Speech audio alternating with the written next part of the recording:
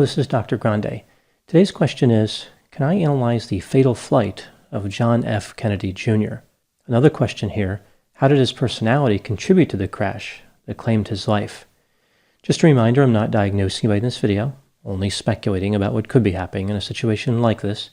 If you enjoy this video, please like it, subscribe to my channel, and consider supporting me on Patreon. I will put the link to Patreon in the description for this video. So first I'll look at the background of this case, then I'll move to my analysis. John Fitzgerald Kennedy Jr. was born in Washington, D.C. on November 25, 1960. He was sometimes referred to as JFK Jr., John Jr., or John. John's father was President John F. Kennedy, and his mother was Jacqueline Kennedy. JFK had been elected president 2 weeks before John was born. John had an older sister named Caroline, and he also had a younger brother named Patrick, who died in 1963 after being born prematurely. 3 days before John turned 3 years old, his father, JFK, was assassinated. As JFK's casket was carried out of St. Matthew's Cathedral, John saluted his father. The image would become iconic. John spent several years in Manhattan because his mother moved the family there not long after his father's death. Alarmed by the assassination of Robert F. Kennedy in 1968, his mother moved out of the United States to protect her children. She married an exceptionally wealthy shipping tycoon named Aristotle Onassis. He had a virtual army of security guards who protected the family. The family lived on his private island off the western coast of Greece. John Kennedy eventually moved back to the United States. He attended private schools in Manhattan before enrolling at Brown University. In 1983, his driver's license was suspended because he was cited for speeding more than 3 times in a 12-month period and never bothered to attend a court appearance which had been scheduled in reference to that matter. His lawyer claimed that John was distracted by his exams and forgot the date. John attended the New York University School of Law and graduated in 1989. He failed the bar exam on 2 occasions, but finally passed on the 3rd try in July of 1990. He worked for 4 years as a prosecutor in the Manhattan District Attorney's Office. In 1995, John started a magazine titled George, along with a man named Michael Berman. The magazine, which covered politics, started to struggle financially. Michael eventually sold his shares in the magazine, which only reinforced this image that the magazine was failing. John Kennedy had an active social life. He dated a number of women, some of whom were quite well known, like Brooke Shields, Cindy Crawford, Sarah Jessica Parker, and Daryl Hannah. He was with Daryl Hannah for several years. John became romantically involved with a woman named Carolyn Bessette. They became engaged. The couple married on September 21, 1996. Carolyn was not well equipped for a public life. She was quite shaken by the paparazzi, so much so that John even asked them to take it easy on her. His request was denied. For many years, John Kennedy had an interest in flying.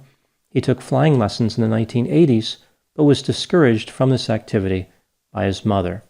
He agreed to avoid flying to keep her happy. After his mother died in May of 1994, John considered his obligation to her fulfilled. He took flying lessons again and received his pilot's license in April of 1998. Many people discouraged John from flying, including his sister Caroline, his wife Carolyn, and many of his friends.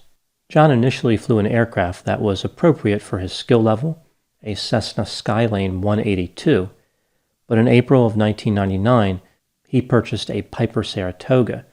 This plane was much more complicated, and it had 300 horsepower, which was about 70 more than the Cessna. On July 16, 1999, John Kennedy was planning on flying his Piper Saratoga from New Jersey to Hyannisport, Massachusetts, to attend the wedding of his cousin, Rory Kennedy. His wife Carolyn was going to attend as well.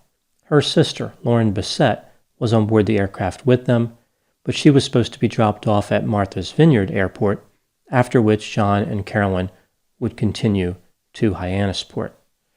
John departed from the Essex County Airport in Fairfield, New Jersey at 8:38 p.m. The visibility that evening was reported as 9 miles. John was only permitted to fly under VFR, Visual Flight Rules, which means he would navigate by simply looking out of the window. He could see the horizon, he could identify different landmarks. This is easier to do in the day, but of course he started flying at twilight, which was quickly turning into night. John had received some training on IFR, Instrument Flight Rules, but was not competent to fly by instruments alone. For a 5-minute period starting at 8:49 p.m., John flew his aircraft close to American Airlines Flight 1484. He frightened the flight crew of the jet, but no collision occurred. After this close call, John flew along the coast for a while before deciding to fly directly to Martha's Vineyard over the open ocean. At 9:38 p.m., over the ocean, John engaged in an unusual series of maneuvers. He turned the plane right and descended to 2,200 feet, but then he climbed for 30 seconds and returned to level flight at 2,500 feet. A few minutes later, he climbed another 100 feet and turned the plane left. He was once again headed toward the ocean, this time at a rate of 900 feet per minute. He then turned right and started descending at a rate of 4,700 feet per minute. At 9:41 p.m., he slammed his plane into the ocean nose first. John Kennedy, his wife, and her sister were all killed on impact. When the airspeed indicator was recovered, it was stuck at the highest speed it could record. The plane was reported missing at 2:15 a.m. on July 17, and an extensive search was initiated within a few hours. On July 19, searchers found fragments of John's plane. The bodies were recovered on July 21. All 3 of them were strapped into their seats. Now moving to my analysis. What caused the collision that killed John Kennedy? The official cause of the crash was spatial disorientation. John lost track of where he was and which way he was moving. He ended up flying directly into the water, probably thinking he was maneuvering himself out of trouble. What happens with spatial disorientation is that the pilot feels like they're moving in a certain direction when they're not. Instead of trusting their instruments, they trust their feelings. This often leads to disaster. Most crashes like this are caused by many factors rather than one major catastrophic failure. Let's take a look at the factors involved in John Kennedy's crash. John Kennedy had a number of stressors in his life at the time of the crash. One notable concern involved the financial failure of his magazine. He had just lost funding and was in real trouble. John was paying the price for never really having any type of plan or skill in business. In addition to financial stressors, John Kennedy had marital stressors. He was not communicating well with Carolyn. She had mood swings and used substances, which probably did not help their marriage. John Kennedy received his pilot's license only about 15 months before the crash and received his high-performance airplane and complex airplane endorsements only about 2 months before the crash. He had only flown the Piper Cherokee for a total of 36 hours. Only 9 of those hours were at night. The Piper Cherokee was just too much plane for John to handle. He wasn't prepared for it. A certified flight instructor offered to fly with John on this trip.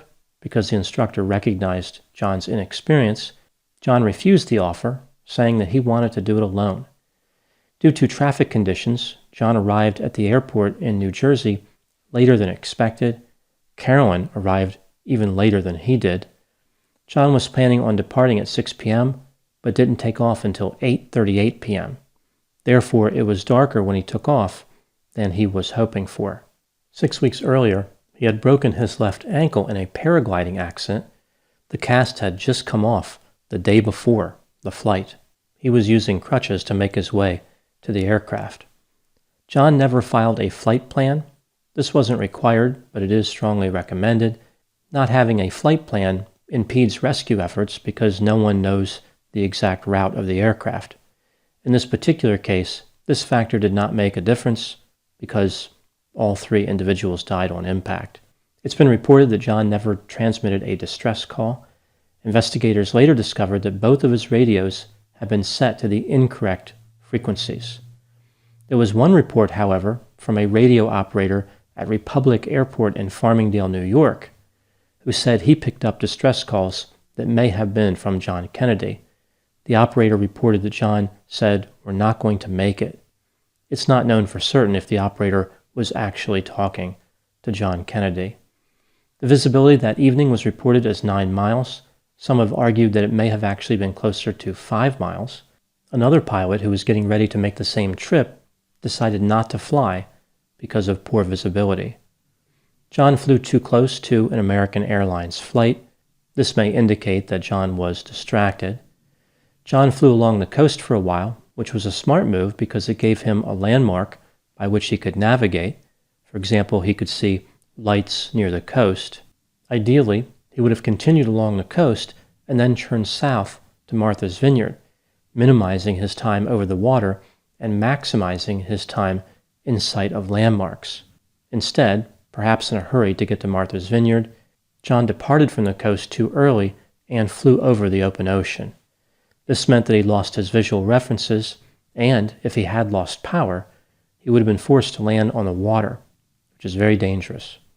John Kennedy's aircraft was equipped with an autopilot.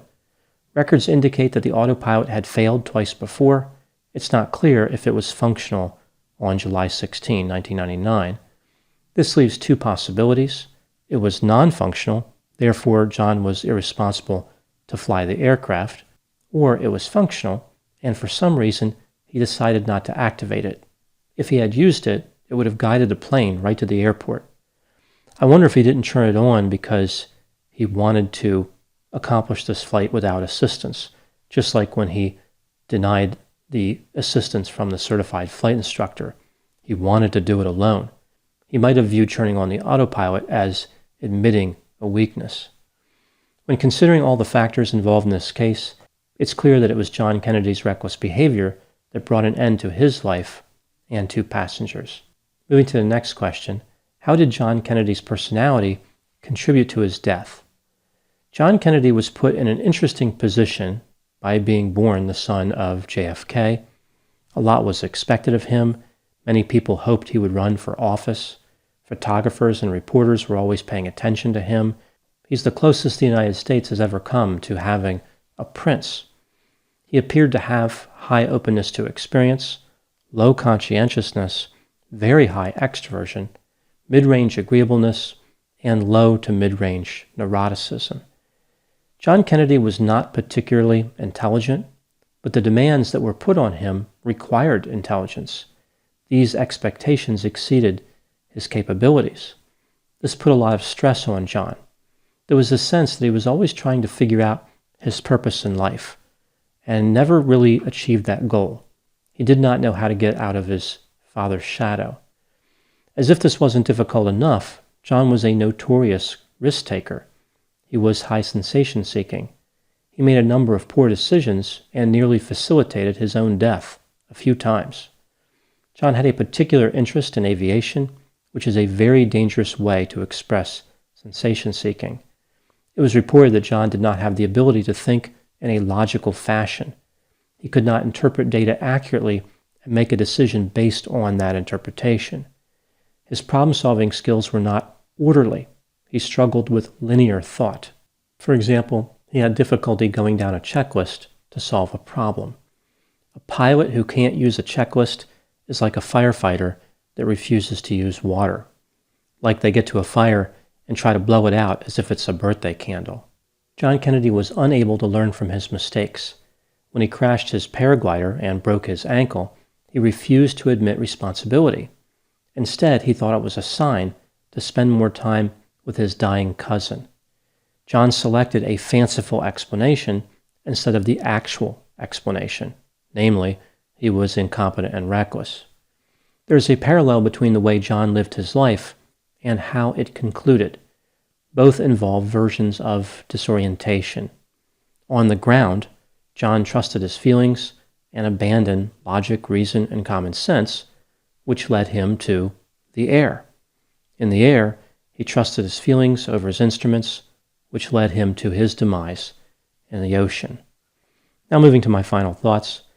Many members of the Kennedy family have been involved in controversy, but when they die they almost always get the benefit of the doubt from the public. Their history becomes rewritten into a story of lost potential, nostalgia, and the romance of quasi-royalty. Their misdeeds are forgotten and excused. People forget that Ted Kennedy caused the death of a young woman at Chappaquiddick after he failed to navigate a bridge while driving his car. People forget that before JFK was president, his impulsivity and poor leadership skills sent 2 sailors to a watery grave. And people forget that John Kennedy Jr. caused the death of 2 innocent people by crashing his plane into the ocean. The Kennedys have proven themselves to be dangerous by land, by sea, and by air, but seem to have an affinity for death in bodies of water. That's not to say that no Kennedy has ever achieved anything positive, but every story should feature both the good and the bad. John Kennedy Jr. was reckless and irresponsible.